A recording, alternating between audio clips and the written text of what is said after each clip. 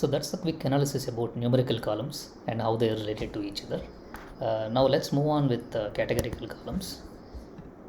Right, so categorical columns, like we discussed, they are like string variables which have a fixed set of values. They are not continuously changing, but they are a fixed set of buckets for each parameter. So such kind of parameters, we are going to extract them, their column names. So let me zoom this a little bit.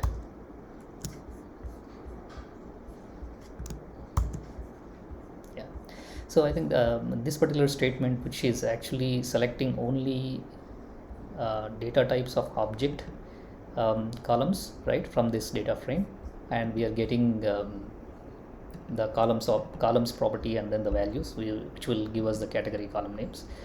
And we loop through those category column names, and then we will draw a box plot like how we have drawn the box plot above for the price parameter when we have seen this.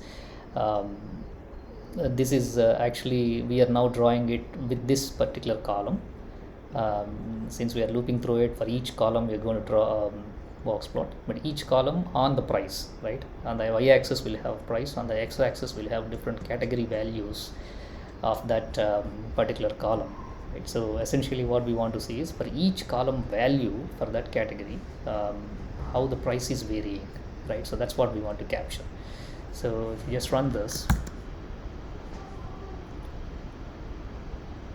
it's taking a while. Yeah, so we can see all the different categorical columns plotted here. But primarily, the car name here is this is something that we wanted to fix. We do not really need these many variants of car name, so we will restrict the number of parameters in the next section, so we may not infer much out of this. But if we move next, right, fuel type, so we are seeing there is a clear indication here on diesel engines are more on the expensive side, right, on the fuel type. Like that, on aspiration also we can see between standard and turbo there is a variance in terms of the price mean and the price higher end of the price, etc., right? So particularly the 50th percentile, that means more than 50% of them are really expensive than the higher 75th percentile of this one. So basically there is a relation with all these values to the price, and there are some sort of outliers here, but again, we may treat them depending upon how the model performs, but these are not looking really very high on the pattern of outliers, but we could look at them depending on the performance.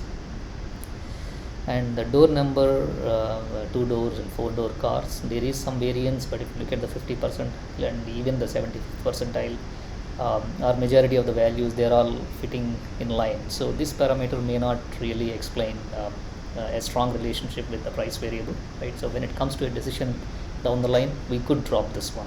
But again, we will all these parameters, all these decisions, we will just have these notes, and we can apply these decisions based on how the overall outcome of the model is going to be turning out. So we will see that, but for now we are going to make such kind of notes, right? So car body definitely does explain some relationship. Each parameter is influencing in some or the other way.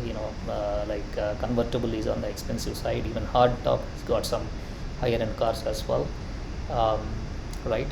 And the drive wheel. So each and every parameter definitely has that sort of differentiation that it is bringing in into the parameter. So all of them are good. All of them are really looking quite significant for our model. So we will take away some important learnings, that all these are important, and there's 1 or 2 parameters seen. The relationship may not be so significant, but we will try to plot and see how things go, right? So that's the kind of quick analysis on both numerical and categorical columns. So we will look at next we will look at some feature engineering. We will do some transformations of the columns like how we discussed earlier, but we'll look at that. I'll see you in the next video. Thank you.